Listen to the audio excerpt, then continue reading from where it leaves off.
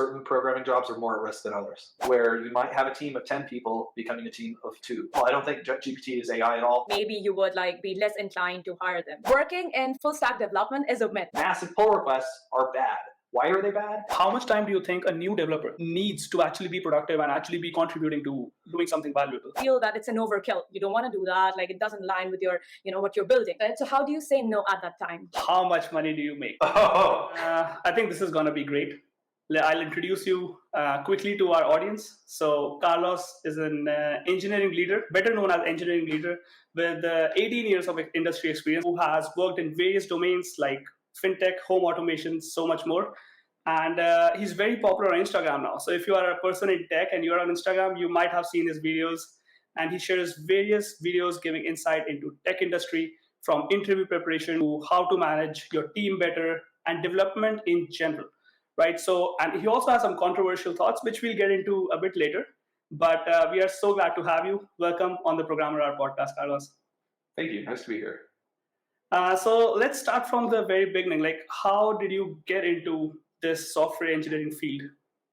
Yeah, so I think I was pretty young. I think I was 15 when I started dinking around with computers and just writing some software. I took the traditional computer science route, and once I did that, I went straight into home automation, and I was writing C and C++ stuff for some lighting controllers at Savant Systems. That was pretty cool. And then this was right around I think Angular was just coming out when I was working in that area. And AngularJS, the first version? Yeah, AngularJS. It wasn't even Okay. it wasn't even 1.0 yet. It was 0.9 Right. or something like that. And that was just fascinating to me. That just blew my mind. I was like, oh my God, two-way data binding. This is insane. So I started answering some questions on Stack Overflow because I was actually looking for stuff, and then there wasn't really much there. So that led me to my next position, which was at a fintech startup, and I did most of their Angular, but did front-end dev for probably 5 years, and then went back into lower-level systems and that kind of stuff. And I've been leading teams for about 8 years now, and mostly what I do from day to day is just team management and product delivery. That's awesome. And a lot of people give hate to Angular and AngularJS because when they moved to Angular, it was non-backward compatible. Yeah. But I started, I would say, maybe 10 years later than you did. But even I started with AngularJS. My first professional paid job was with AngularJS. And I was really impressed, as you said, two-way data binding, being able to write your variable name in your HTML and being able to update it. And it was very easy and straightforward. I really loved it. For sure, yeah, and I had quite a bit of tech background before I was introduced to Angular, but the cool thing was that this was just sort of revolutionary. And I was sort of adverse to web stuff. I came to the table doing classic ASP, writing to access databases and that kind of stuff. Right. That was my back office web world, and Angular it just seemed like magic to me, and that's why I was very interested in it. Yeah, yeah. They really messed up. I think Angular really kind of slept on it and let React come in and take some things. But yeah. Yeah, that's true. And like you said, initially you were not very much into web, and I hear a lot of people working with Java, C or C++, the core programming languages. They say that they don't consider web developers as software developers. They say that I can just create a website from Wix or from other platforms, and I don't front-end developers don't actually work on logic, when I think it's actually quite the contrary. Front-end developers, if you're actually working with Angular or React, there's quite a lot of TypeScript or JavaScript code that you have to write, and you have to have good programming knowledge. Otherwise it's very easy to mess up front-end website where you are actually interacting with the backend a lot. What do you think about that? Absolutely. First of all, you have to acknowledge that there's a lot of idealism in the software engineering industry, and so people will follow the shiny orb of whatever it is, and they'll stay close to that, and anything that's not that is less. My answer to those people, they should do state management on the front end for very large application and see how hard it is. It's pretty hard. Absolutely. But I also think that opinion, the market has changed. There's a flood of web developers that don't have fundamental and foundational knowledge. And I think that has kind of created an environment where back-end devs that have to genuinely worry about scaling in many different ways look at front-end or web devs as maybe they don't have to. Maybe that's like an infrastructure domain or something like that. So yeah, that's a good point, and you're absolutely right on that. State management itself, like I remember when I was working for a home automation company, but it was more on the web part. I think Kritika and I both were working on that, and so I was more involved with Angular. And let's say there's a building and there are 500 devices in that building. They can be thermostats or walls. Just managing changing temperature of those 500 thermostats, if you don't have a good data handling on the front end, there's absolutely no way that the front end website could even work without lags, because there's so many API calls you're making every few seconds, and then the backend is updating let's say the temperature on a device. So you have to know when to actually change or save the new information in your data. So definitely it's definitely very important. And I think Kritika would like to talk more about how you transitioned into your management journey, because because if I don't stop, then I'll record the whole video on Angular. Well, yeah. I was just waiting for it to finish on Angular, because I understand it's like Pram's favorite topic, and also the discussion between like how Angular and why Angular is better than React. But we're not gonna go into that right now.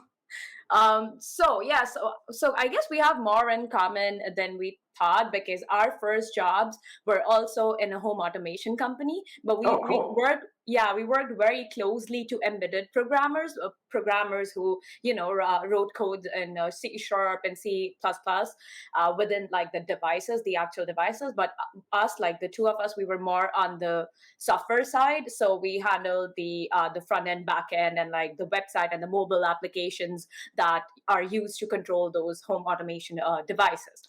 So that's kind of our experience.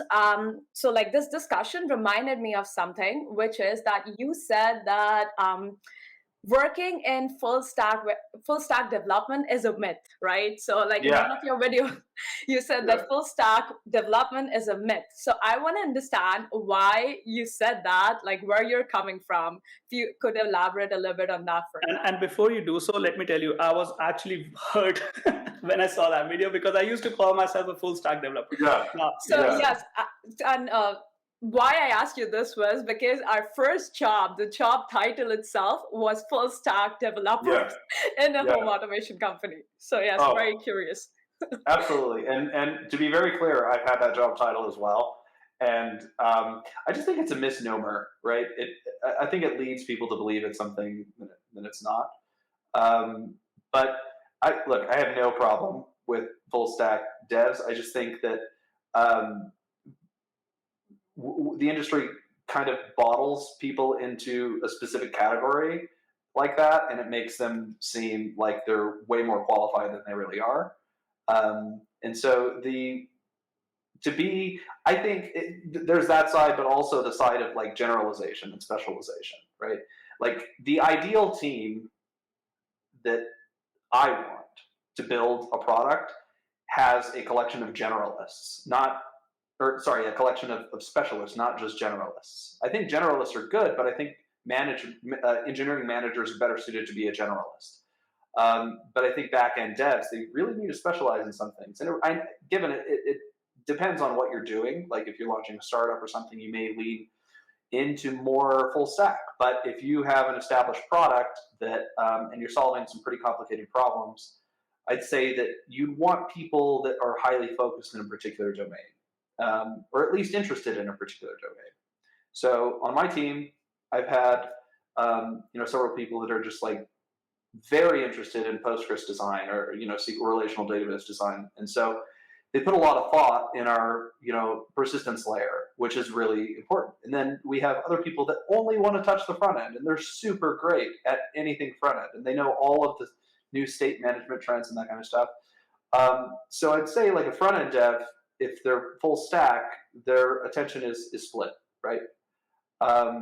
So yeah, I mean, I'd say a healthy team is a collection of, a couple generalists and more specialists. Yeah, Yeah. as a scrum master, just want to add this. I understand where you're coming from, because like a very important phenomena, or I'll say like a principle in scrum, is to form a T-shaped team, right? Yeah. And by a T-shaped team, we mean that each member of your team would have some generalized skills, which is like horizontal skills, but they also have like these vertical skills, so specialization in certain areas. So that fits exactly with what you're saying right now. And also, to support what you're saying, let me also share a little bit about like our experience. So we were hired as full stack developers in the home Right. automation company, but then we were assigned specific tasks. So Okay. I don't know if it happened by chance, or was it like very, it was planned, because it was not a very big company. But like I was assigned specialization in the back end. So I was assigned back end tasks, and Pranav was assigned front end tasks in the Right. beginning. So we developed our specialization like in different areas. So per se, so for example, I developed it in like backend Node.js databases and AWS and stuff like that, and Pranav like in the front end. But he was not happy with that, I can tell you, because he wanted to work both in front end as well as in back end. Right. So this brings me to like a follow-up question. Sure. So do you think that being a jack of all trade is like, it wouldn't take you very long, like it's not good for you as compared to like being a master of one? What do you recommend in general? Well, I think in the beginning, I think specialization is not a good idea. Like if you're getting into tech, you don't know what you want to specialize in, for one. And secondly, you're in a sea of experts. So it's really hard to specialize in something like that when, computer science and software engineering is daunting enough, right? So, I would highly recommend that people look into that full stack jack of all trades kind of role when they're starting out. But as as you get your feet wet and get your hands in a bunch of different types of projects, you're going to start getting opinions, and I think those opinions will lead you to your niche, your natural fit, and then you'll specialize in that. Yeah, that's a good point. And I also think that specialization is important, and especially if you're working for a bigger company who can afford to have 5 people in the front end team and 5 in the back end, where you can actually focus on what you like. But a lot of smaller companies maybe can't afford that, who can only hire 3 developers and they want their whole infrastructure to work. So it just depends on the kind of company. But I do agree with you. The more you have worked, the more experience you have gained, specialization, at least moving towards it, is definitely a good thing to do. Totally. And, I'd say like your choice in company plays a huge role. For people starting out, I would highly recommend, doing a big company and a startup to see the delta between them and see how things move. You'll often find that people that go to startups are just super impressed with how quickly things move. But you'll find people that work at big companies, really appreciative of the fact that they have resources. So it's, sometimes you can't have everything. But I definitely think getting your hands, in a bunch of different areas is very important. Yeah, and I remember when Kritika and I both were trying to find our jobs, when we used to go to LinkedIn, and let's say we find any web developer or software developer role, you start with basic, nice to have, know one of the programming languages, JavaScript, Java, C++, that's the beginning, and then a few soft skills, things like that. And in the end, in the nice to have section, they would write everything. They would be obviously basic things like Git, but they would be then AWS, one of the clouds, and maybe scripting or backend, or so there would be a lot of things. And I think that's why a lot of people went to Udemy and started doing courses where they would learn everything, the holistic view of actually making a website or a mobile app, connecting it to a server, hosting it somewhere, having a database. So it does give everyone and a lot of people are actually afraid of getting into tech because they see so many skills being required as an engineer to just start working. And I remember my first resume had like 20 skills. In my skills section, I used to write everything. Sure. But now, as I've gained more experience, 4 or 5 years into this field, I have actually reduced the number of skills on my resume, focusing on what I really like. Yeah, no, I definitely have removed stuff, especially things I don't ever want to do again. And so, but yeah, I think that, look, I think engineering is a discipline of people that just need to solve problems. And sometimes the problems aren't straightforward. They might not require a code solution. It's just a problem. And so the people that I like on my team are kind of well-rounded in terms of, outside of tech. Like they see an issue and they know how to approach it. They know how to take something complicated and break it into pieces. So that might get lost in translation to the recruiting team. But from a hiring manager's perspective, you want specialization if your team can allow for it, but you also want people to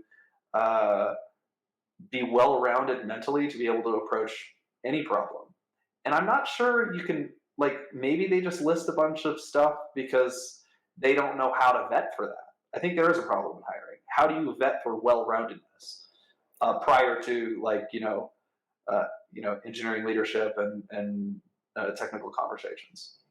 Absolutely. And I'm just curious, have you been involved in interviews? Do you usually take a lot of interviews in the last few years? Oh my gosh, I've probably done over 200 interviews or more. Okay, wow. Just a lot. Years of interviews, doing several a day. I can't even count. That was actually my inspiration for posting videos. That's also, we were very curious that you definitely have a lot of experience. You were an engineering leader. We were very curious, why did you start social media? Yeah, so this was about a year ago, and I was conducting some interviews because I wanted to grow my team pretty quickly, and so I was doing maybe 16 interviews a week, something like that, and I'd meet so many great candidates. There's oftentimes you're going to meet amazing people, very smart people, but you have to deny them for various reasons, and a problem that I have is that there was no way for me to disclose where they failed or what they should have focused on in that conversation. I absolutely can't give them feedback. And a lot of hiring managers are in my same position. That's why I think I posted that video don't ask for feedback because we can't give it. Anyway, so I think my first video that I posted was a software engineering interview scenario. I can't remember what the video was. It was just some question. I think it was just some recent question I had asked. All right. And I just wanted to give a general example of an answer structure. And from there, I was like, okay, I guess people are interested in this. I'm going to keep going and do other types of videos. Yeah, please keep going. You're definitely adding value, and it came from basically, I guess, you getting frustrated being asked the same questions again and again to yourself. And your videos are definitely very helpful, no doubt. Oh, thank you. Yes, and this brings me to one of your recent videos that you posted where you compared modern software development with a symphony where each member of your team is an instrumentalist. Yeah. And by the way, I 100% agree with the content in the video with what you're saying. But for our audience, if you can elaborate a little bit, so they can understand the context and again, where you're coming from and get some insights into your thought process for that video. Yeah. So, I mean, when it comes down to it, you're on a team of human beings that are working together to accomplish a goal, right? It's very similar to any team, a sports team or whatever.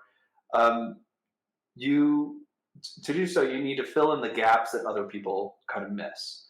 And I think my symphony example was just an artsy-fartsy way of describing that synergy that happens between individuals on a team. when you're under pressure and delivering something and it has to work, or there's a production issue and it's all hands on deck, teamwork is what is the factor. Healthy teamwork is the factor that contributes mostly to the success of whatever it is that you're doing. So yeah, I think the motivation behind that video was, and a lot of other content that I'm trying to focus on is, what should a team look like? What does being on a team really mean? Yeah. Yeah, can we maybe expand a bit more on that? Like, what should a team look like if you're an engineering team, let's say? Yeah. So I mean, again, we're all humans, so I think the biggest factor is just a balance in personalities. I think there's a good coined term from a recent book that I read that talked about the balance between volatiles and non-volatile personalities. And so you might think as a volatile personality is somebody that is idealistic. They're always looking for the new tool. They're always looking to refactor something. They're always looking to build something that solves a general problem. And that's their hunger. They thrive for that. Maybe that's why they joined your company in the first place. And then there are these pragmatic types that kind of, they don't like to do idealistic things. They like to stay in their lane. They like to have a repetition and, a ticket process or whatever that's highly predictable. So, the teams that I've managed have a balance between those. And, from one side, like if your team is full of like just only idealistic people, you're not going to get anything really done, and there's no predictability.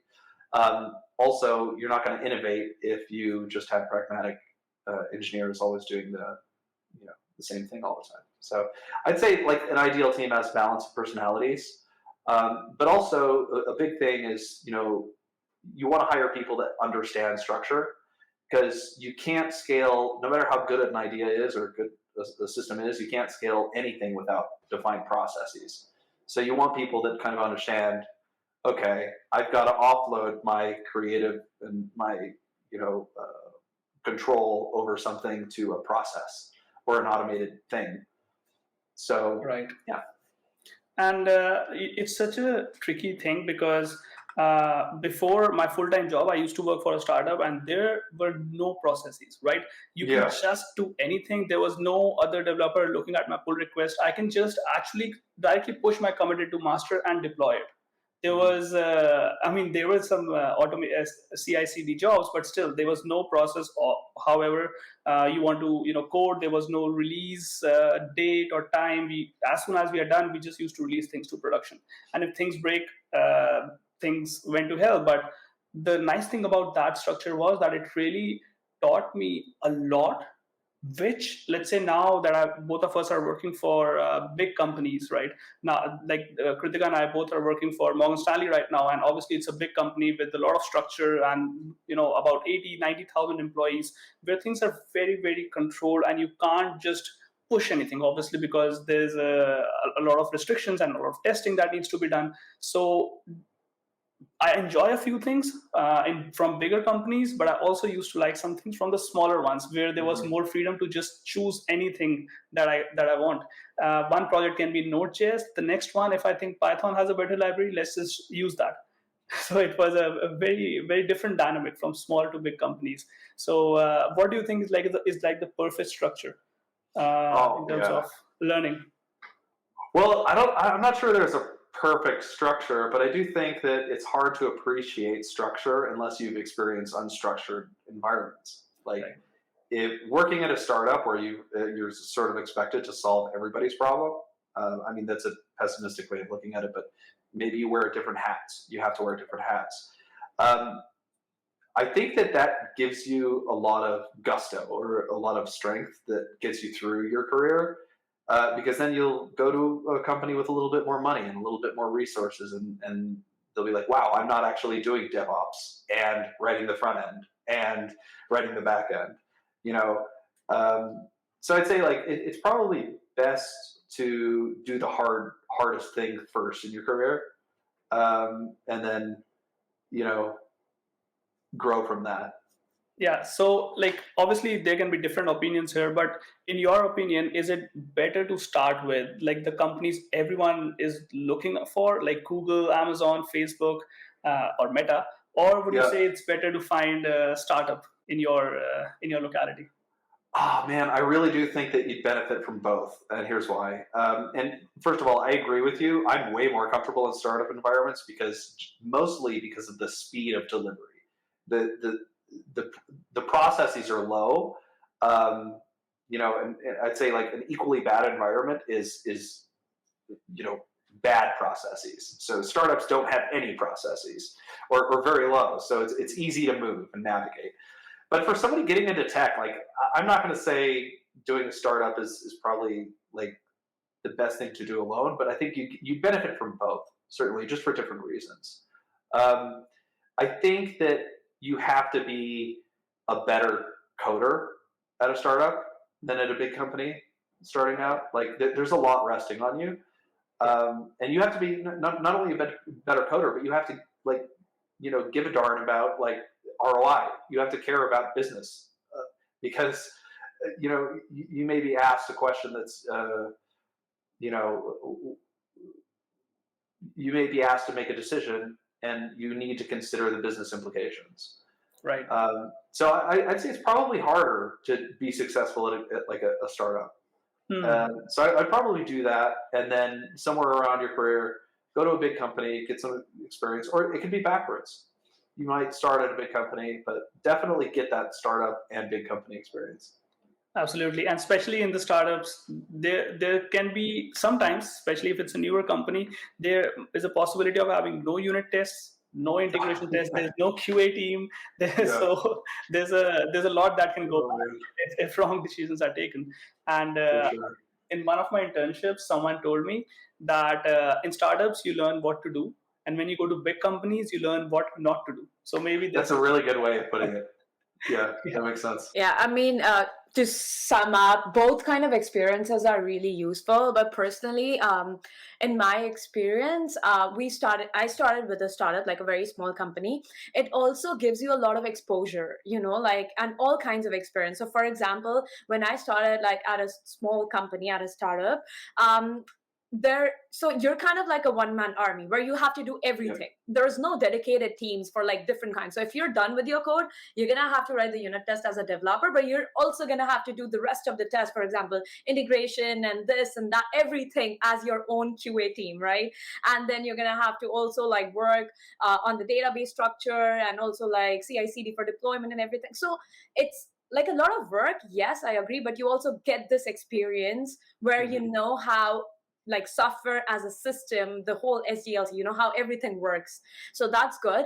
And then I also got the opportunity to get like to transition into this role of a manager as well, in addition to a software developer, where like, because it was a small company, so I was the hiring manager, I was the team manager, I was the scrum master, so I got like so much experience, like different kinds of experience in my term and my tenure at the company, which actually helped me for my next job at a big company, because what I brought on the table was like this various kinds of experiences, which was like which was appreciated.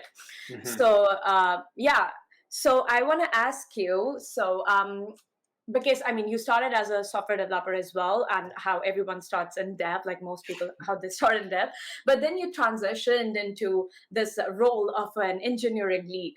So I want to ask you, what inspired you or what motivated you to take this step, or was it like very natural for you?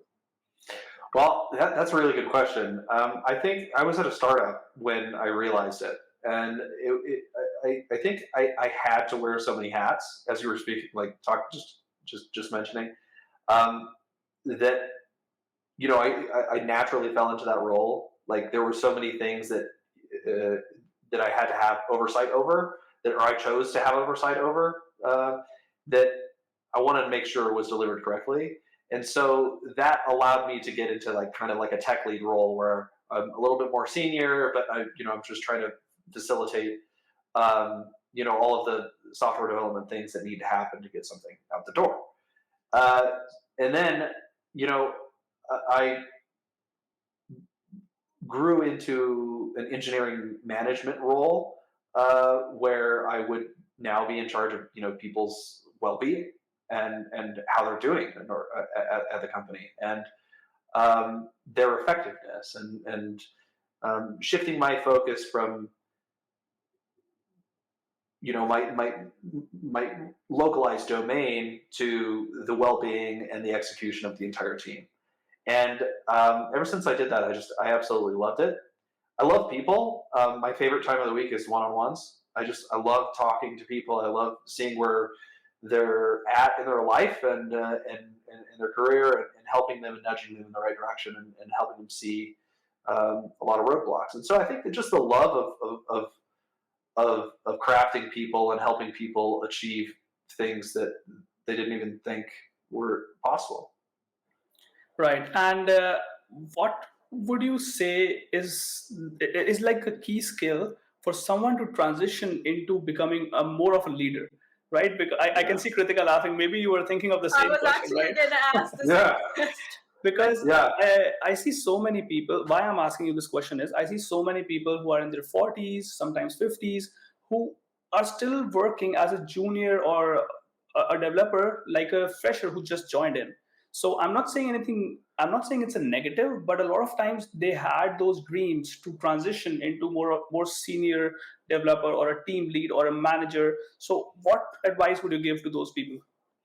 Yeah, I would realize that management is not the end all for software engineering. Like, if you want to be in your 40s, you're not destined to lead people. We're, as an industry, I think that was kind of the vibe a while ago. Like, that if you wanted to move up, you had to lead people.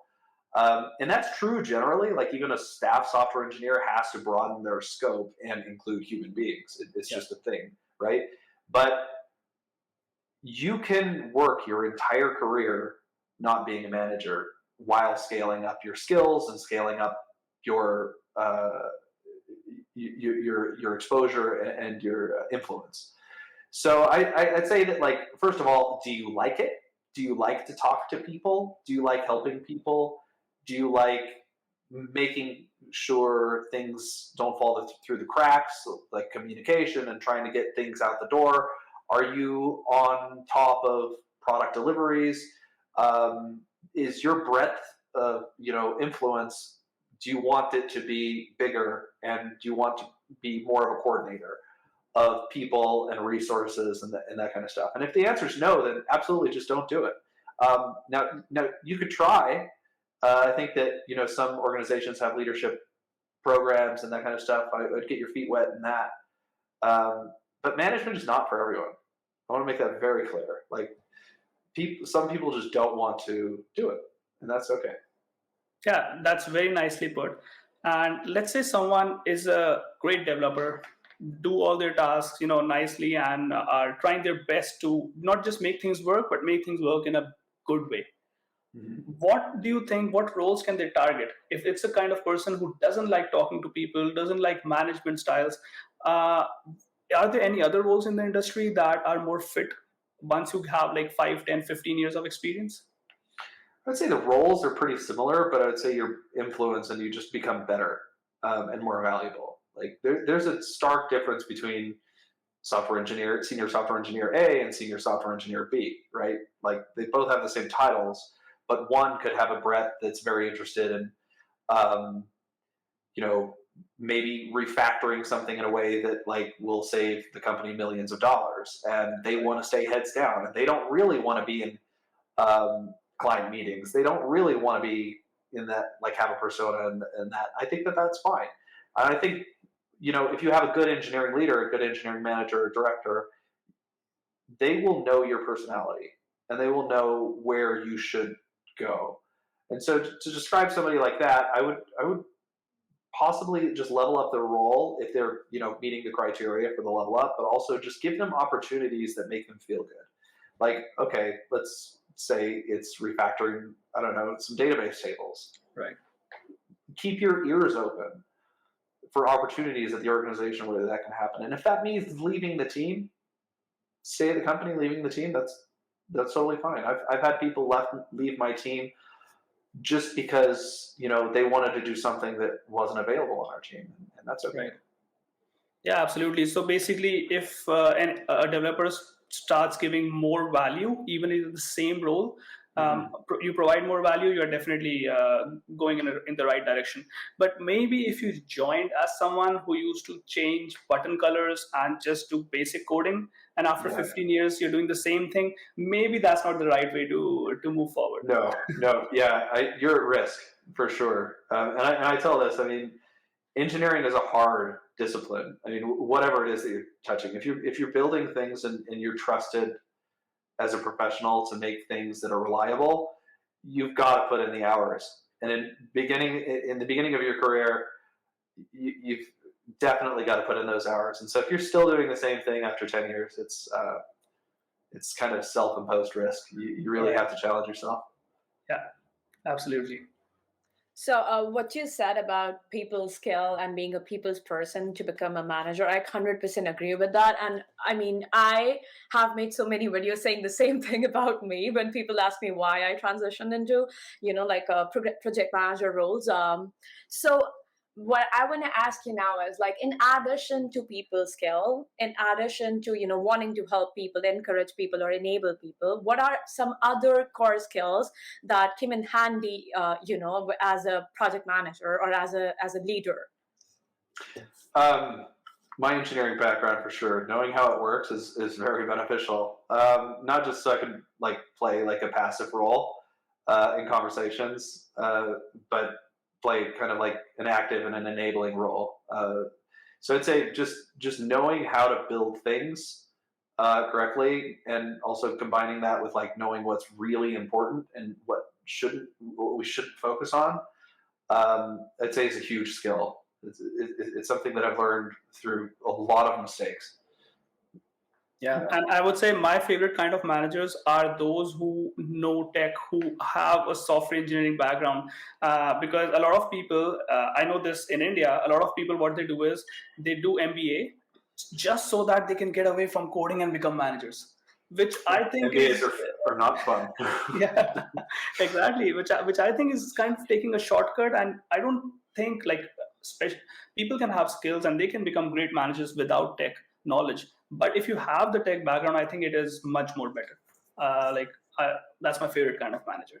Yeah, and I think I like building things. That's I love people, but it's people in the context of building things, which I think is kind of a unique marriage of being crafty and being able to inspire and talk to people. But yeah, I mean, my favorite managers were definitely the ones that at the very least knew what I was talking about. But yeah, totally agree. All right. Yeah. Now it's also common sense, how would you manage something that you have no idea about? So I mean, you'd be surprised how often that sadly happens, where people just think they can just manage complex stuff like that. Well, God help the team that they're managing. Yeah, for sure. Yeah. And going back to when you said someone left your team because what they were looking for wasn't available there, right? So this happens, and this is very natural in anyone's career. But I think starting COVID, a lot of developers started hopping jobs very quickly. I know some of my friends changed 3 companies in a year, and they were looking at me and saying, why are you still working for the same one? If you change every 6 months, there's so much more money to be made, etc., etc. And now you are a manager or a lead where you have to manage 5, 10 people, depending on the kind of company. Does it ever happen to you that someone joins and leaves in 6, 7 months? And if it does, how do you deal with that? Oh man, that's a terrific question. So the company I currently work for, our retention is absolutely incredible. Given the amount of work we do, I'm surprised no one's left. Or very few people leave, but other positions that I've had where people have moved on, it's just a risk. It's a name of the game. And to touch on kind of the industry, that was kind of the mantra. It's just leave and whatever. And ultimately, I think that's going to be biting ourselves, because on the same token, companies can axe you very quickly. We have And seen that in the last yeah, few months. and it's the same thing. And I think that they kind of go hand in hand with the fluidity of the market. Buying and selling, happens. So there's like this transaction that's like just more fluid. So that definitely probably isn't good or great. But from a business perspective, I mean, you want to hire fast and fire even quicker, right? Mm. Um, so I think that's important. But I think to mitigate any risk or anything that could go wrong, you want to democratize the knowledge. So you never want to have somebody siloed in any direction. You want them to document things. You want them to pair with other programmers and transfer that knowledge.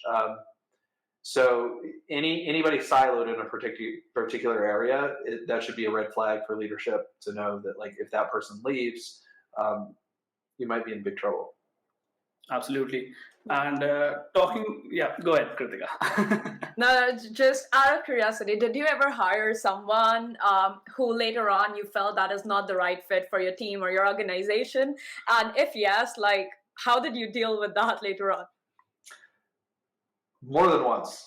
I've made some hiring mistakes, and I think that through the panel, when you hire somebody, you trust a lot of people's opinions. I mean, ultimately, I have, the hiring manager should have the final say.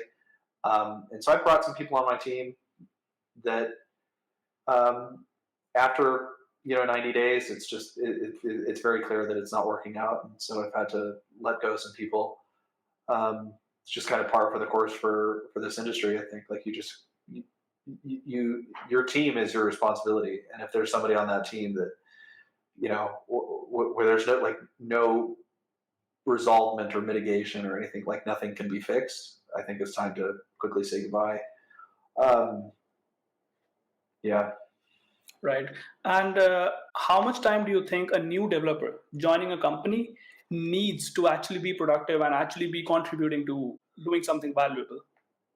Oh, that's a really good. It really depends on the people, but one thing that I like to implement is a 30, 60, 90 plan. I'm sure that's ubiquitous across the industry, but it's a 90-day plan to where the value of the organization's contributions to you match your contributions somehow, right? And that's where those lines kind of converge right around 90 days, and that's when it should happen. And so I think faster would be better. Like, I can talk a little bit about my personal 30, 60, 90 plan, but I think so regardless of experience, whether you're a junior, senior, or whatever, you should have a PR out your first 2 weeks. Like, a PR, yeah, absolutely. First 2 weeks, okay. First 2 weeks, yep. And doesn't have to be a crazy PR. There's some spelling mistakes in README files. Learn how to do that. Like, I'm not talking anything crazy. I'm saying, like, find an issue and fix it and push it. And so most of the people that I hire, if they're very junior or whatever, they'll do their first commit will be like, I went through this the quick start guide in the README file and it was wrong. So I'm going to fix it for you and I'll push it, and that's my first commit. And then we all celebrate, oh, yay. So that's the first 2 weeks. Lots of learning and stuff. I try to instill that you don't need to change the world in your first month. Just learn. And you want to guide that individual to ask questions. I'm very remote. I think remote is kind of the way to go. But regardless, you want to have them get into a habit of asking questions in public channels. So every day, meeting with developers and pairing with them every day.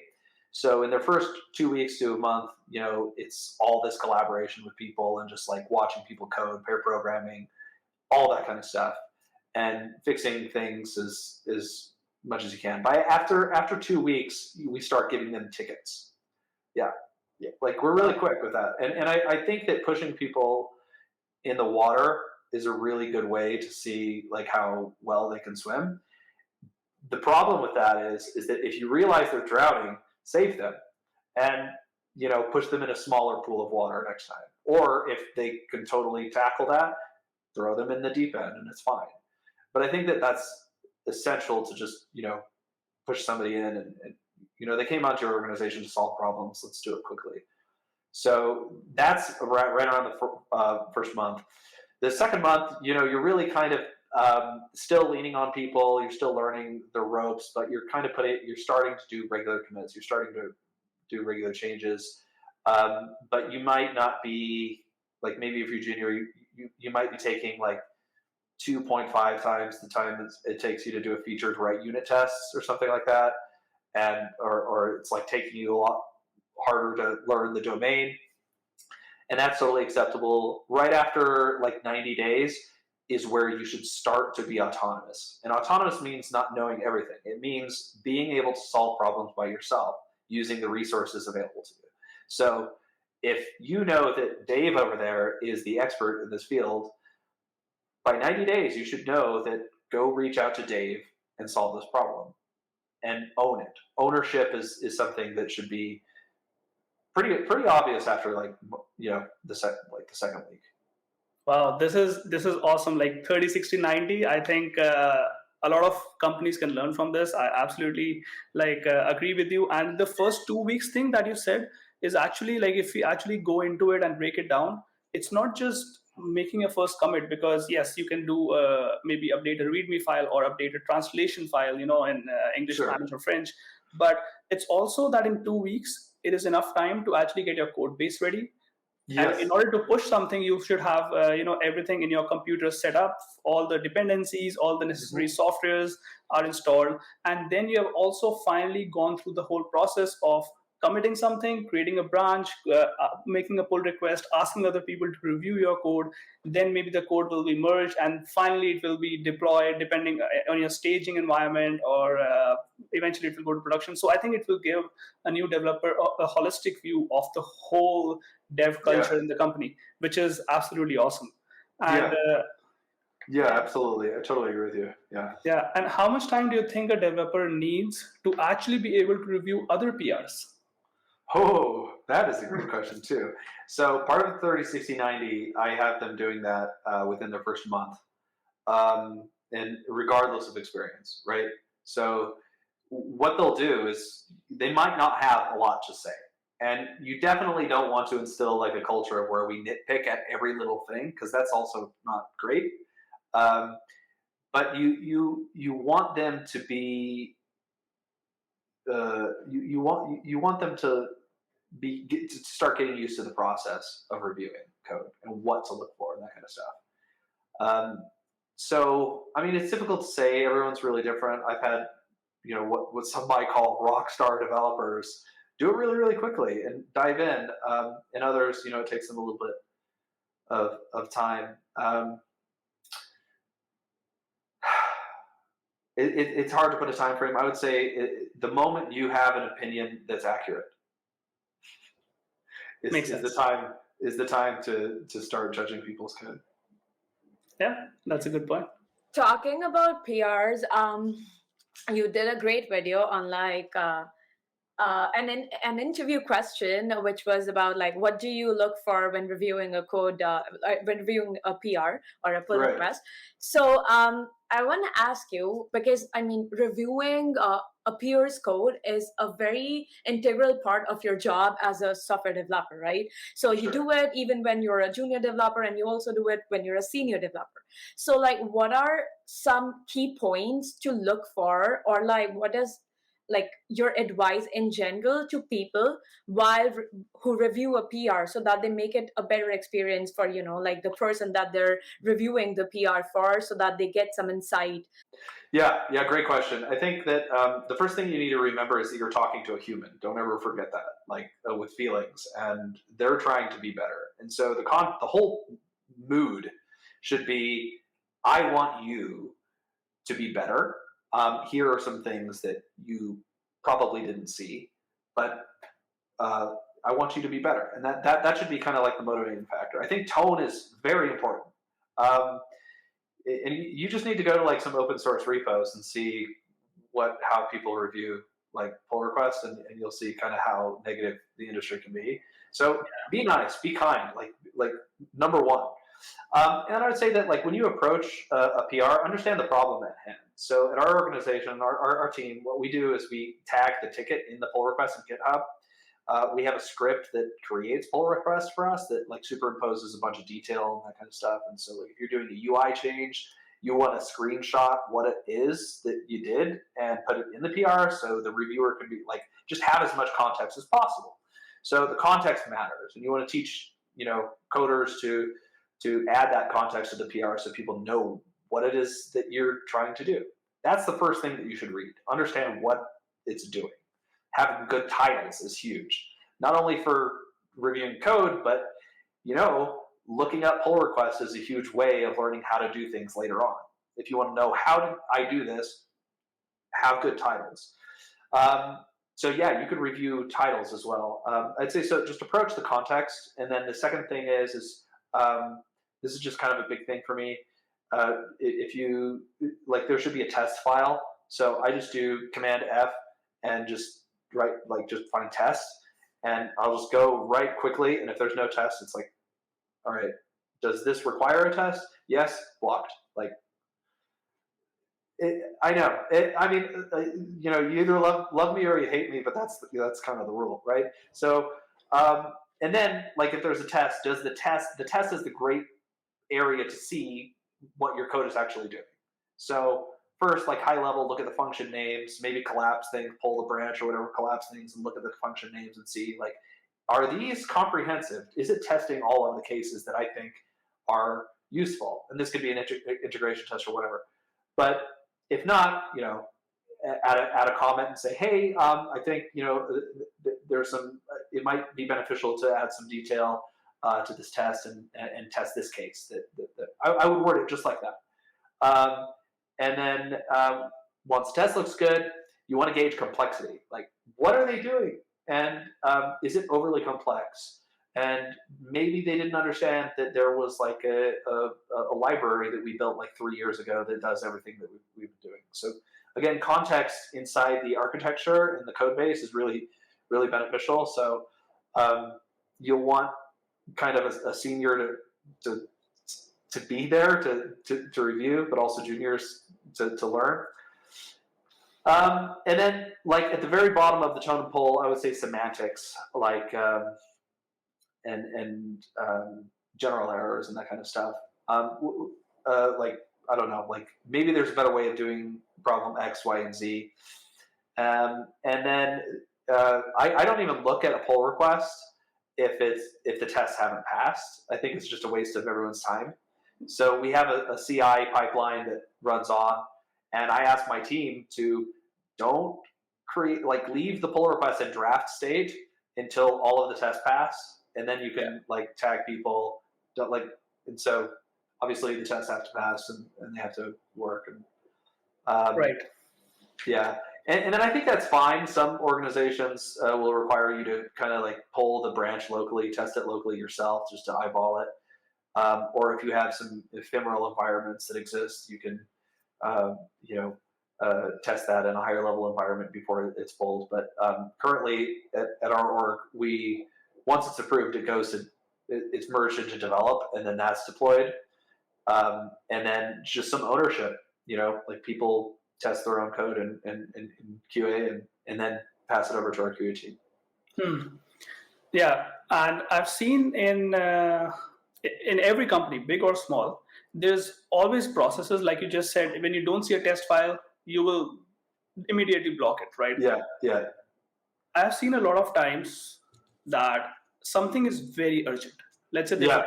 Or exactly. Or there's a senior developer who's like, I have made this change and I've changed 25 files. Please quickly approve my PR. I want to merge it and deploy. Yeah. Do we still follow all the processes there, or are exceptions allowed? No. This is this is if nothing's on fire. Asterisk. There is a completely different. First of all, you should have a test, but if that means that, this is why I think being well-rounded as a developer really matters, because you need to understand the severity of the issue. Is the company losing money? I'm going to not write it. I'm going to fix this. I'm going to deploy the fix right now. I'm going to branch right off of master, push a hot fix. We're going to tell the entire team to, notify.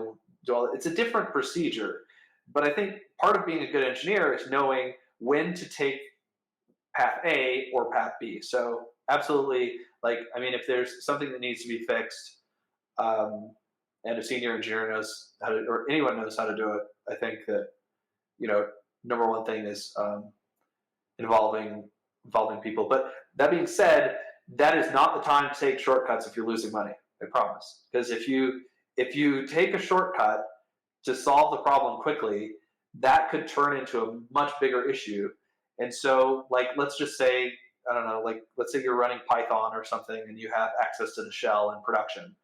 And you know that this script will fix. Like, would you copy and paste that into the shell in production? With like just haphazardly? Probably not. Why? Because money. That's why. Like, and so you'll want to have some processes, and like an organization and a team can have like a code red like process, like, and those are really good because in that moment when you're on fire, you don't want to lean into your intuitions. You want to lean into processes. That will save you. So yeah, totally different. Yeah. So having a good balance is important, and it can be a slippery slope. If someone is allowed to just go ahead with the code, then other people will also start maybe trying to do it sometimes. So I think it's nice to have some people in the team who are very strict, who are like never allow this, and some people who are a bit flexible, so that it can be a good balance of both. Yeah. Also, like, just because those balance of those personalities, like, imagine like going to dinner with 5 people that will close a pull request and have no, like, they're letter of the law people, right? Like that's probably not comfortable, right? That's not a good group of people. But you want to balance it with people that are like, we could just, a good example is like, why have 5 tickets that fixes 5 things that are really close to each other? Have 1 ticket and test those 5 things. Like, do you know how much time that wastes in like an SDLC? Like, and that's just leaks, right? And so a letter of the law person would be, hey, we do all these things, and this is written in stone. This is how it is. But maybe that intuitive person, that ideological person, is like, there's a problem here. We should fix this problem in this process. So counter argument, and there's this other school of thought as well on this, Sure. where people say that each pull request should be atomic, right? So for example, sometimes each pull request should be atomic. So like it should be just, contained on the topic just one single topic. You fix just one thing, or you add one new feature in one pull request. So contained in itself. So now something that happens a lot with especially junior developers is like when you're working, let's say, on a bug or maybe on a new feature, and you're programming that, and while doing that, you look back at the code you wrote, let's say like 6 months ago. And then you look at that and you feel like, oh my God, okay, I was such a novice. Now I know better ways to handle the same kind of code and stuff. And you're very inclined to change that piece of code in the same pull request, right? Mm-hmm. Even if you just want to change like the font color or make the smallest change in the same pull request. So there's this other school of thought that says that should absolutely be not allowed. Like, interesting. Right. Yeah. So what are your thoughts on that? I love this topic. And my first response is it depends. It depends on how quickly you can get stuff out in the first place. So if you happen to be in an organization where you're like, I can get let's say you want to refactor something.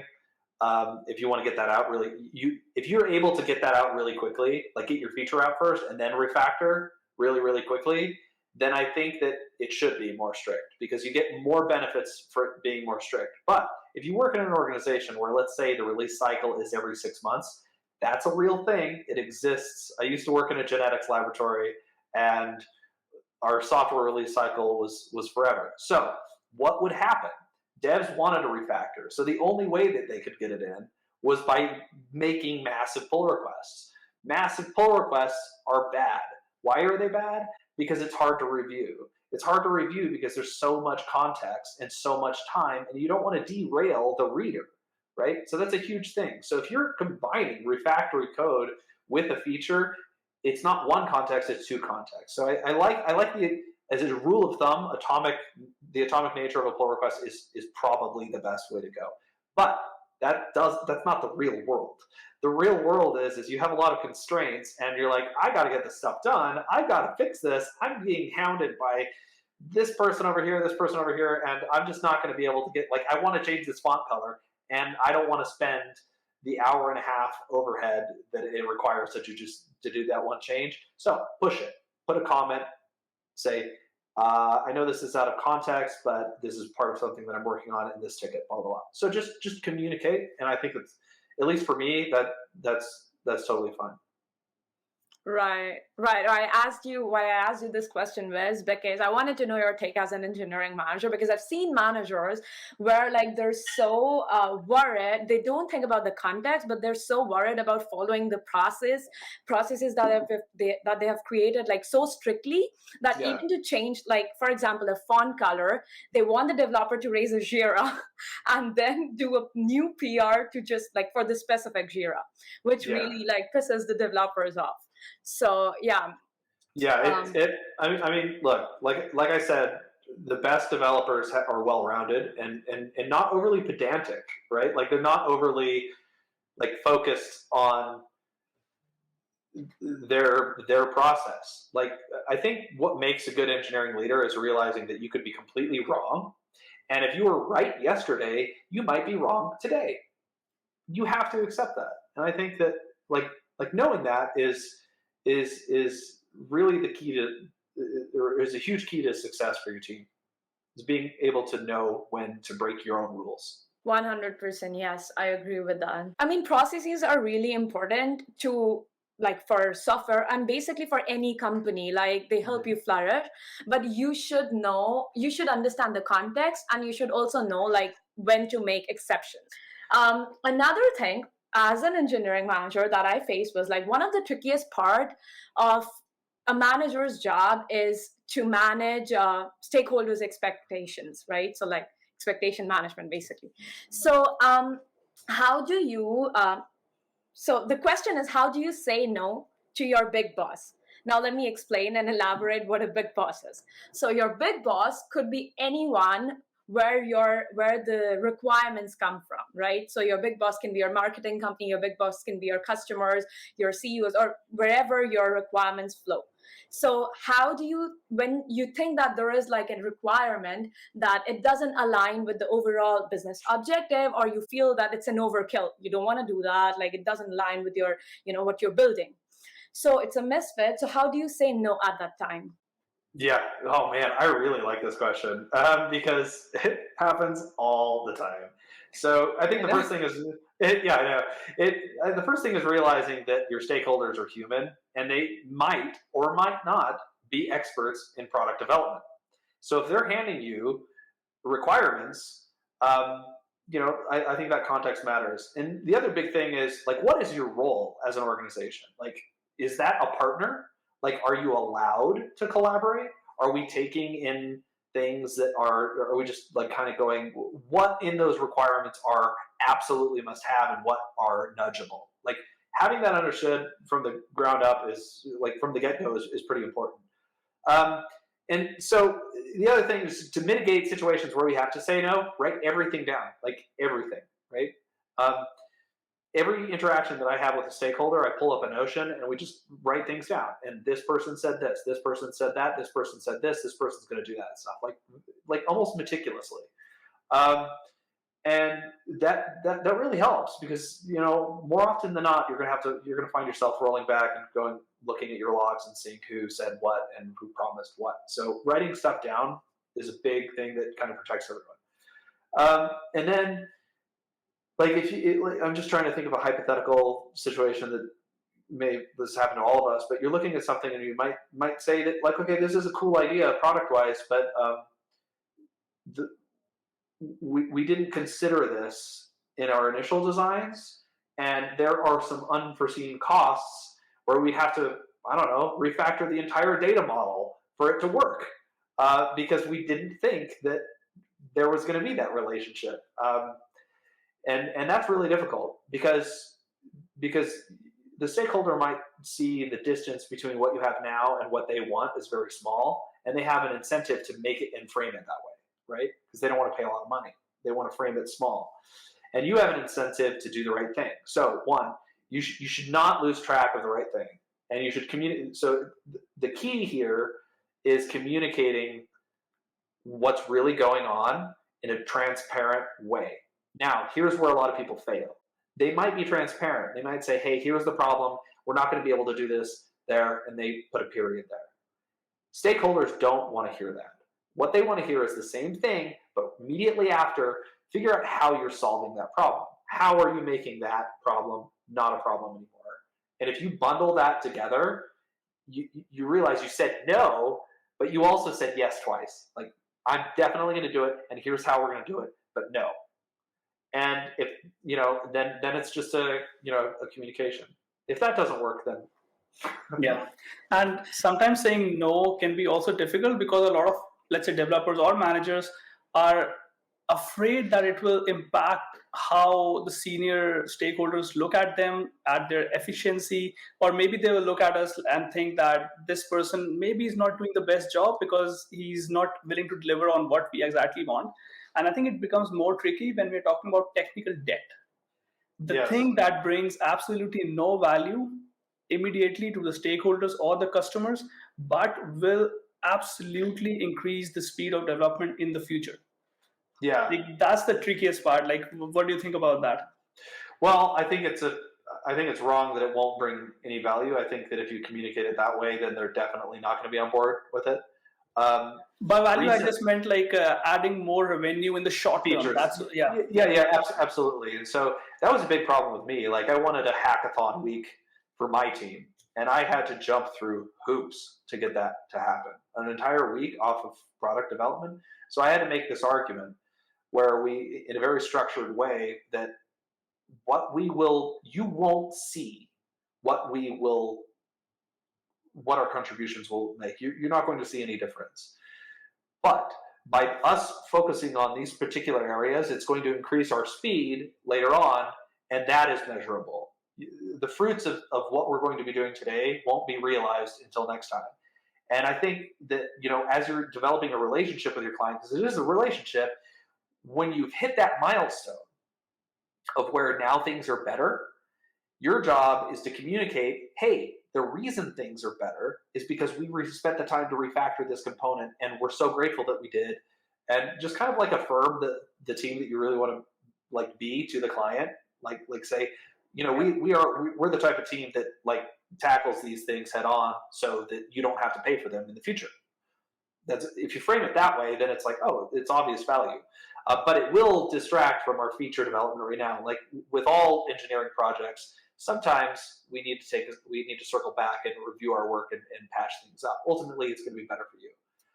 And if they don't want that, then you may or may not be on the same page with what quality software really means. Yeah, absolutely agree with that. And go ahead, Kritika. I think.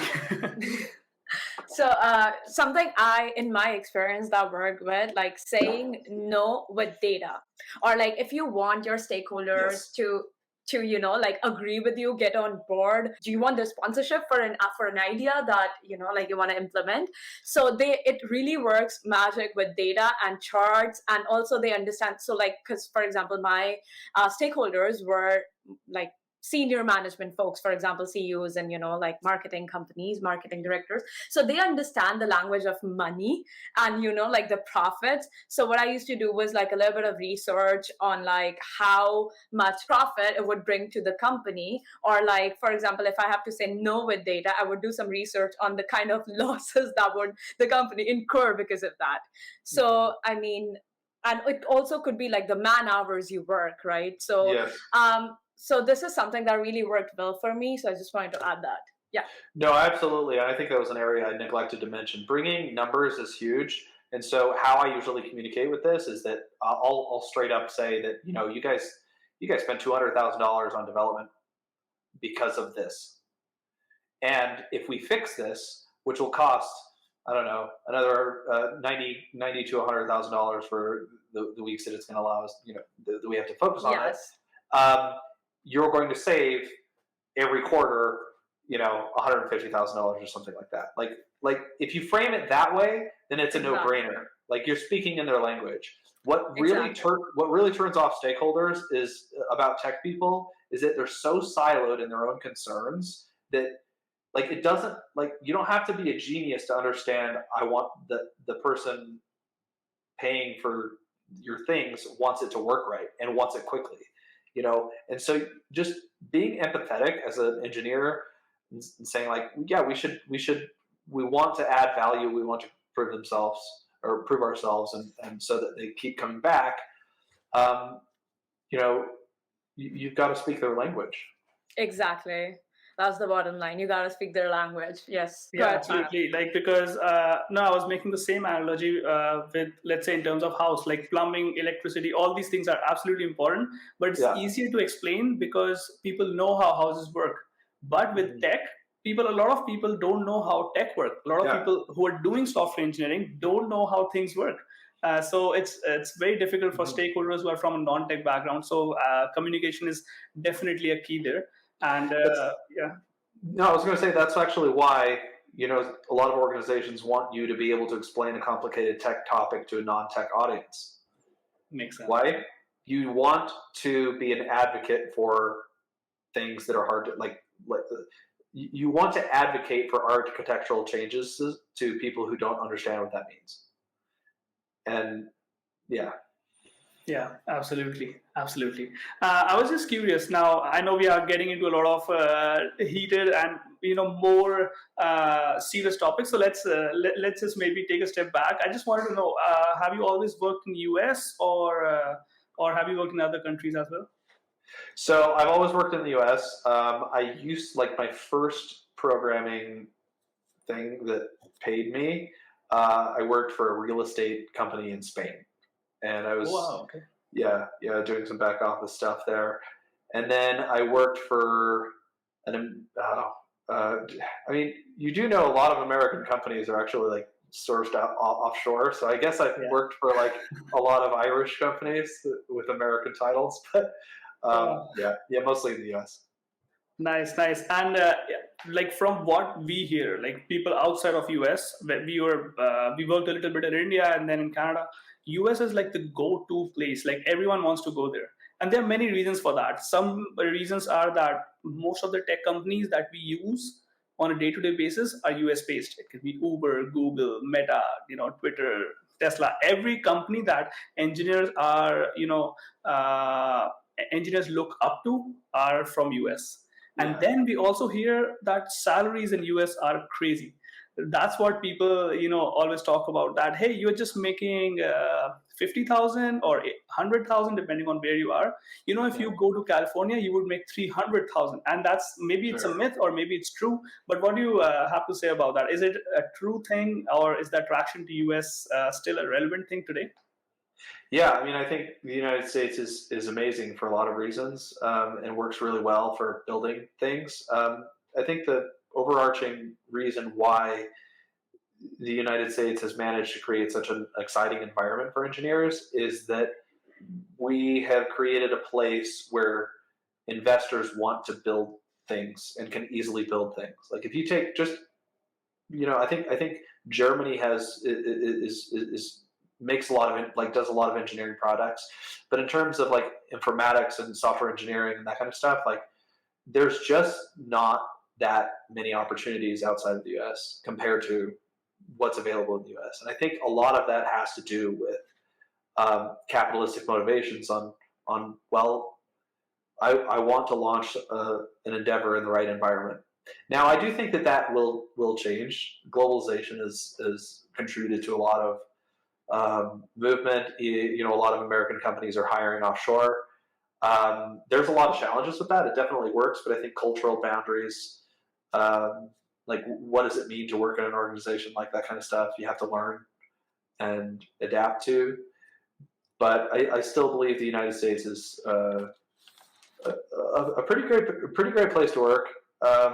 Now, that being said, the expectations are incredibly high. Like you might have that $300,000 a year job, but you might be fired within 2 weeks if you can't show that you deserve that $300,000 job. You get a $50,000 job somewhere else, and they may be legally obligated to keep you for 2 years. Good I mean, point. in the United States, you can get fired like that, and so I think that is also a contributing factor.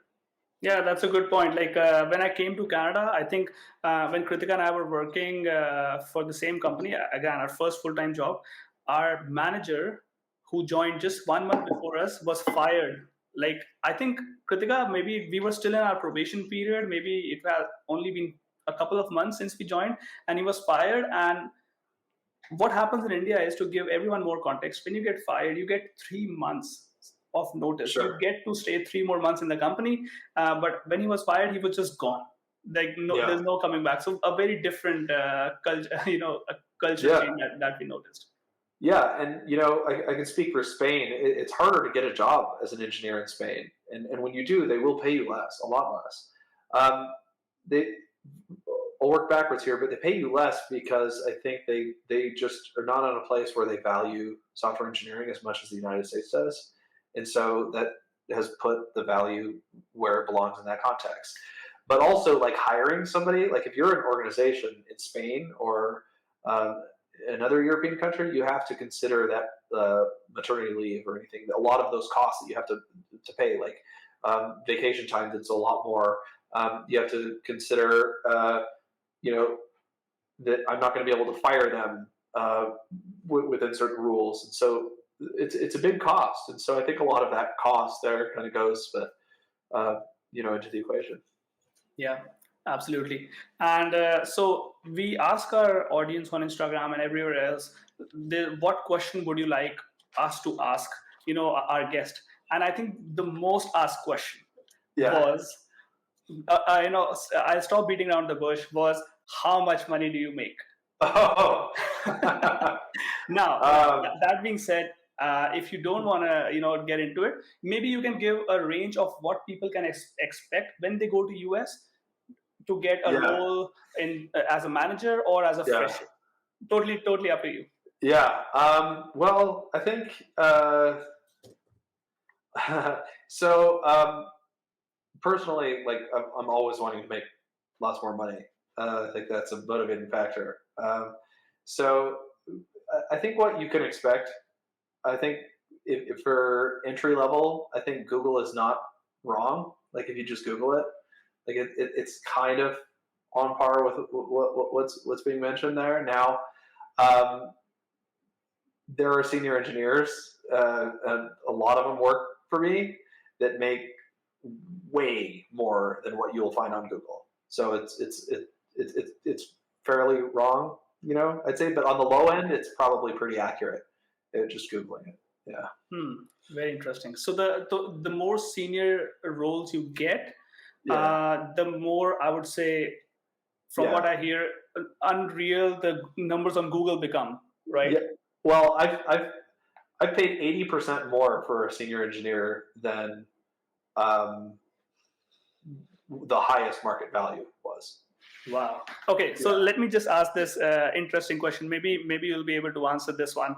What's the most you have paid a developer? Oh, um, uh, a lot. Yeah, quite a bit. I don't cut the checks, but I usually just like I'll have a wait. Fortunately, in my organization, I don't have to worry about that right now. Like I used to have to do this a lot more, but I mean, yeah, I mean, I don't want to beat around the bush. I kind of want to give you some real answers, but I think like that if you're in like new, you're junior, you're just getting into it, you could probably get a starting position between like $50,000 and $70,000. But that's going to require a lot of work because like there's a pool of people asking for the same salary coming to you, and we're going to be saying no to 95% of them. Why are we going to pick you? And usually those people that we pick, it's clear that they've worked like 15-hour days in their early career, and they really know like a lot more. And that's like it's hard work to get that $50,000 job. It's not easy. Right. I'm very curious, and I want to ask you, what made you or your team pay that one engineer a lot. So I guess what I'm trying to ask you is, Yeah. what was the differentiating factor, the X factor that they had? They were really good. Like, they were just really good. So you mean like technical skills, like Across the board, yeah. So Hmm. we do like a panel, and I'm very picky. I usually do like I don't know if you've experienced this, but behind the scenes, every organization has it differently. But there's kind of a standard now that that I've seen emerge in the past like 7 years. But you score between 0 and 4, and a 0 is, or I'm sorry, 1 and 4. So 1 is a solid no, a 2 is a soft no, 3 is a yes, and a 4 is definitely higher. To put that in perspective, I rate a candidate a 4 maybe 5% of the time, so very low. And this individual got 4s across the board. It was like, you want to jump through these hoops to get this person. And so, they also have a lot of negotiating power because they know how good they are. So, Yeah. So like in summary, can we say that your salaries are directly proportional to your seniority and also your negotiation skills? Yeah, I think it's an equation like that. Yeah, for sure. I would say that the biggest thing is you actually have to be good. And to be good, you have to do the work. And to do the work, you have to put in the time. So this is kind of why I was like making videos about this bootcamp stuff and these kind of things, is that I just don't, for the vast majority of bootcamp grads or people in that domain, and not all of them, but the vast majority don't work like 15-hour days in the beginning of the career. And I really think that that is essential. And if you don't think that's essential, then you might not be getting the salaries that they don't disclose online. Yeah, makes sense. And online is always an average, right? So if you want to be above average, obviously you'll have to put in more work, more time. Now, there's always, so let me rephrase. A lot of people who have been working in the same company for 10 or more years complain about the same thing, that they say, I should have switched, I should have changed.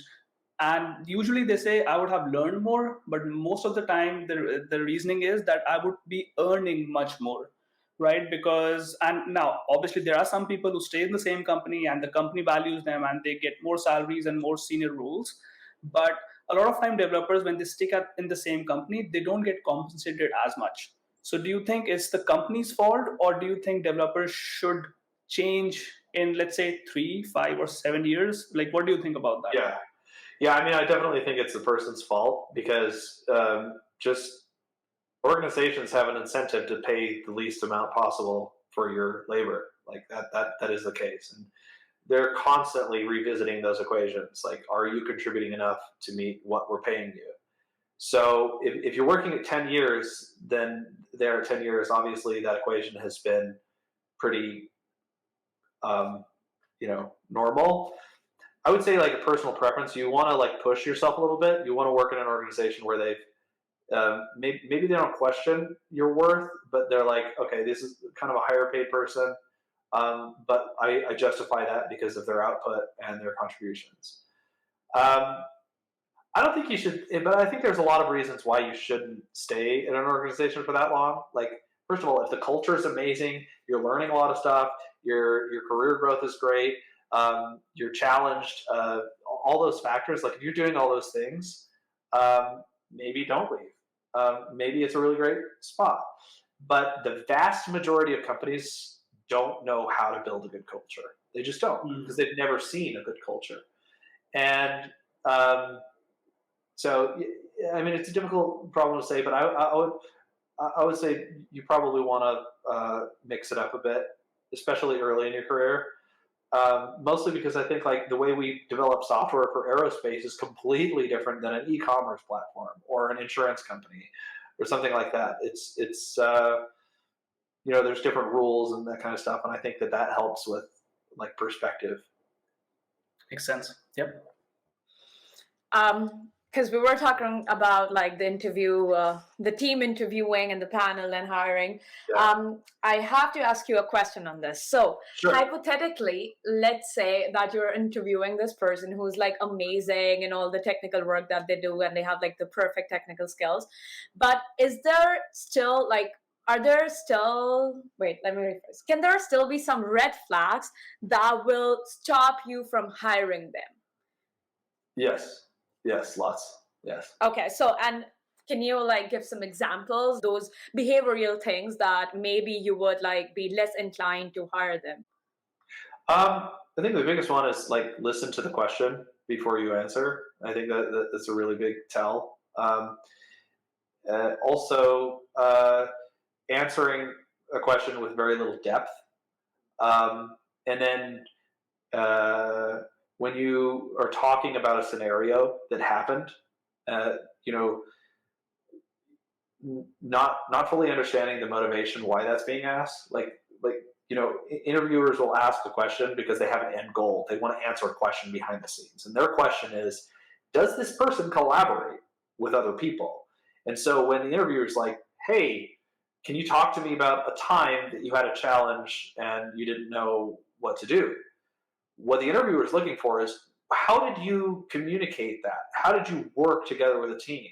And so maybe the candidate just misinterprets the motivation, and they'll say something like, oh, I stayed up all night and I did that. I'm like, okay, great. You're determined and stuff like that. But have you thought of like communicating, like reaching out to somebody? Have you thought of talking about your problems or listing it and like making a Slack update or something like that? Like you want the red flag would be like like avoiding what you've actually done. And then the other thing I see this more with senior people is they're very theoretical. And a lot of times I'm like, okay, we're not here to have a discussion about theory here. We're here to talk about the pragmatics of how you got the thing done. So answers could be a lot simpler, you know. But yeah, red flag is just like omitting details, probably a big one. And then the biggest one is I usually see these red flags way upstream, like on the resume.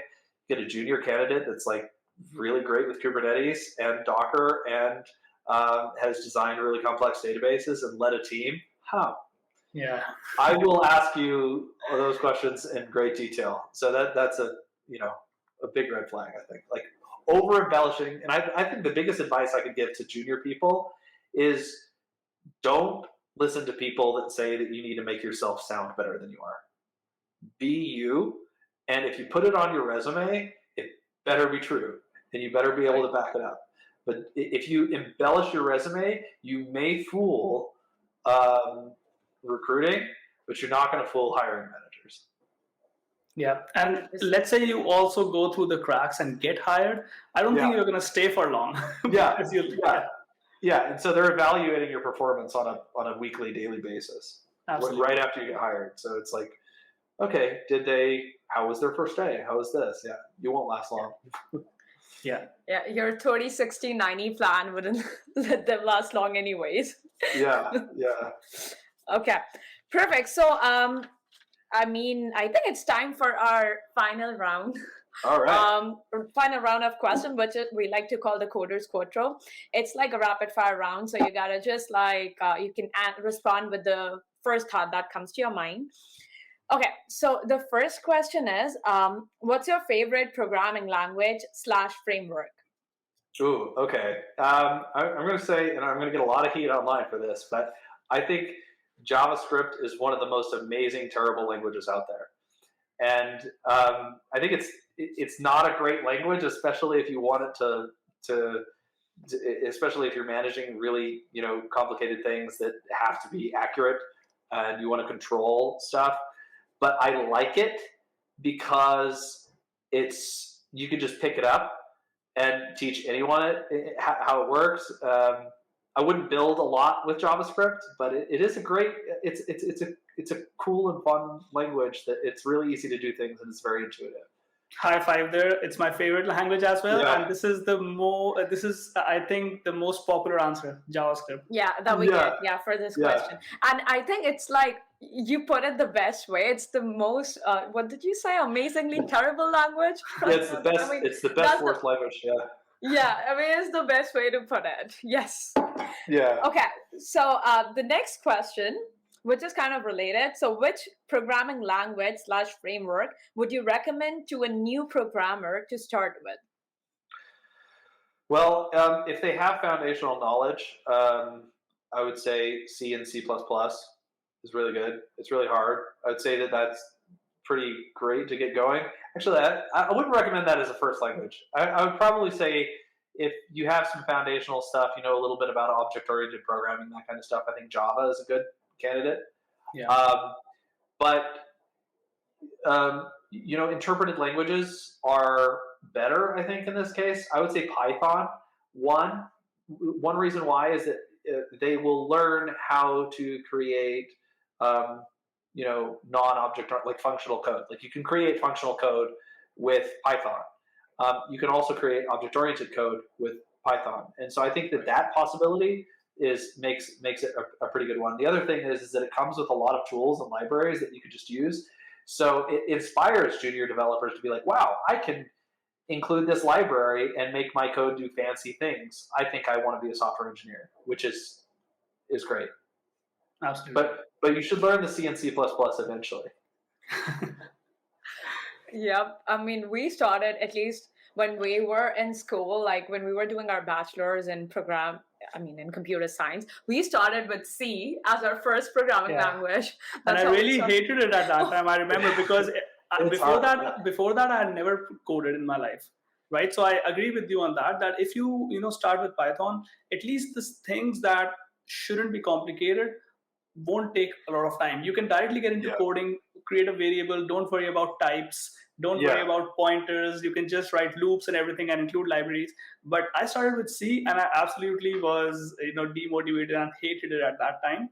But obviously now the more I coded, the more I came to know that how fundamental it is. Yeah, and I'd say a good like approach just for learning anything is you want to start with something fun that gets the person engaged, and Python is great with that. And then you want to dive into fundamentals, and then you want to tie that into that fun thing, and then just kind of reiterate learning all the important topics. I think C and C++, you really do kind of need a little bit of knowledge on how computers work, like how memory allocation works. Yes. Otherwise, it's just going to be, too hard. Yeah, very discouraging, especially when you're 16, 17 years old teenager learning how to code. Yeah. But yeah. Okay, so moving on, a bit controversial question, but how long do you think generative AI such as ChatGPT will take to replace human programmers if they ever are that sophisticated? Oh, I love this question. Yeah, this is a good question. Oh man, look, I've erred on two schools of thought here. One is that I don't think that I think that the areas in which large language models are going to replace are areas that will need to be managed by people that understand the outputs, right? If you don't understand how these code snippets are going to be put together, I just don't think anyone will be able to really just use ChatGPT and make complicated systems that can scale and that kind of stuff. Now, that being said, it is ever evolving. I do think that, first of all, I don't think GPT is AI at all. I think it's a pattern recognizer, very advanced pattern recognizer, and text predictor. That's what it is, to be clear. I think it can simulate things like creativity, and so there's like an argument that okay, maybe there's something that can happen here in the future, but ultimately it's just a tool that I think that won't ultimately be replaced by there's going to still need to be somebody there to coordinate those things, and it's probably best if that person is technically inclined and understands. But I will say that there does exist a future where you might have a team of 10 people becoming a team of 2 people with these tools. It's not going to completely demolish software engineering. It's just going to drastically increase our output. And a startup that got $10 million in funding to hire X amount of people might hire a tenth of that going forward. And you'll see that. And then you'll see big companies catching on like, oh, I guess we don't need this department. I don't want to pretend like that world won't exist. I really do think it will exist, unfortunately. But with that change comes, people that learn how to communicate with these language models. Like, it's not easy to make a good query. It's not easy to make a good prompt. You have to really talk to the language model in a way that provides it with context so that the output is what you expect. And I would imagine schools and boot camps, and then they need to really be focused on how like, they shouldn't avoid these language models. They should encourage teams or encourage individuals to use it. There's an unfortunate aspect of that, though. I'd say most of corporate America disallows Copilot. And with that, I think that there's a whole bunch of developers that are just not maximizing their output. Yeah. And they could be they could 10x their output with language models. So I know it's a rambled question or a rambled answer, but I think we'll be all right in the long term. Yeah, and we agree with you. It makes sense. I mean, whenever there is like a disruptive technology, whenever there's a new innovation in tech, there are some jobs that are lost. I mean, it's evident. It has happened in the past, and I'm sure it'll happen in the future with ChatGPT and other generative AI models as well. But but still, we agree that it acts as a co-pilot because it enables you, to deliver more as a software developer. So that is a fact. Yeah. Yeah, I mean, I'm not going to say there isn't any risk, but I think there is a risk of like it being like a how's it called? It's like a snake that eats its own tail, right? Like, we're creating a tool that will end up biting us. That might happen with a lot of industries, but I do think that the job of the future, the software engineer of the future, will absolutely need to leverage the tools at their disposal. But they will also need to learn it. So I would encourage some of the younger listeners to use ChatGPT, not to create code, but to maybe look like use it as an educational tool in the very beginning. And if you use it to write a unit test for you, you've got to have the self-discipline to understand how it works. Absolutely. And if ChatGPT is giving you a wrong answer, you have to know programming in order to understand. Yeah, you have to know that. Yeah. Absolutely. And yeah, I mean, there's a whole bunch of colorful things. We could go on this topic for days, but I don't think that the advancements of language models are exponential. Okay, I think that it's actually logarithmic. So it could be exponential. I could be completely wrong, but I think it's logarithmic, and I think it will plateau because of a simple fact that the amount of content, like data, like code generated by models, text, images created in the universe or in the world will have originated from a language model over time. And so it'll provide a feedback loop. So language models will continue reading that content that a previous one produced, and then it will just degrade the quality of content over time. I think that is, I think we're underestimating the difficulty of building software if we think that we can, totally rely on. That's very nicely said, because I think all of us, all humans have a tendency of, hyping up some things so much. It can be the stock market, real estate, or something in tech that, you think it will never go down. It will always, be exponential. And obviously, like you said, I think I've heard this for the first time that yes, it will also and can also plateau. Now, no one knows the future, but if we see everything we have seen in the past, things do plateau. when airplane was made or when railway was made. It's pretty much the same thing since last 20, 30 years. Some features are added, but it's not like they're creating new kind of train every single day. So yeah. Yeah, I do. Just not to dwell on this topic forever, but I do think that certain programming jobs are more at risk than others.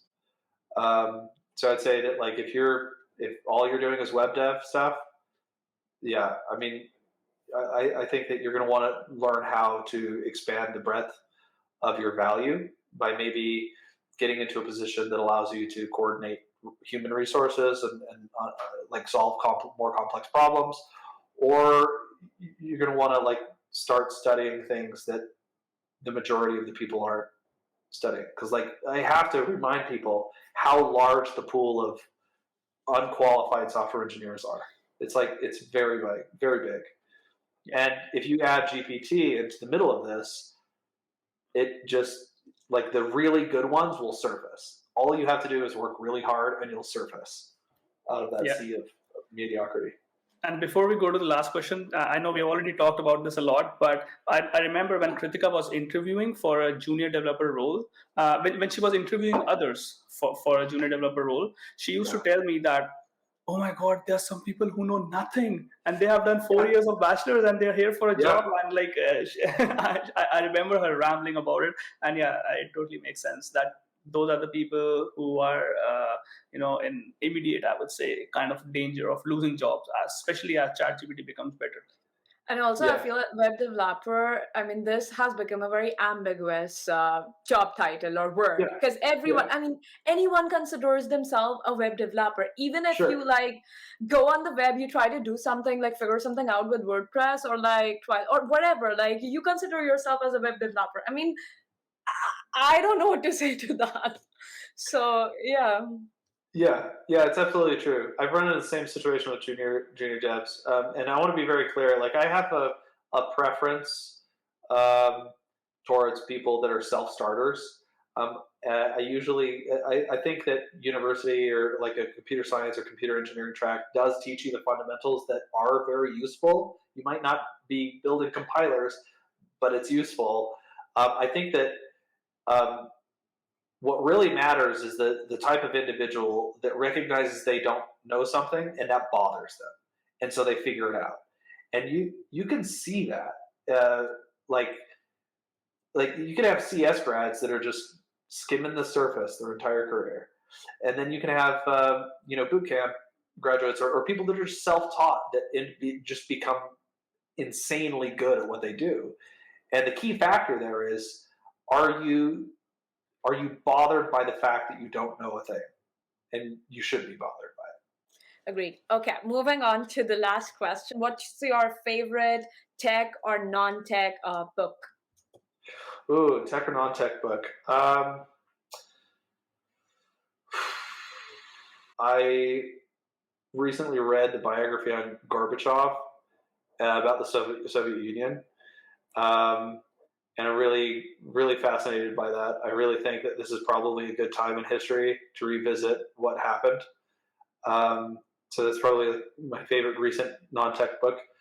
I think my biggest tech book that I really like is Uncle Bob's series on clean architecture and clean code. I've come back to that all the time. I'll pick that up and kind of use that.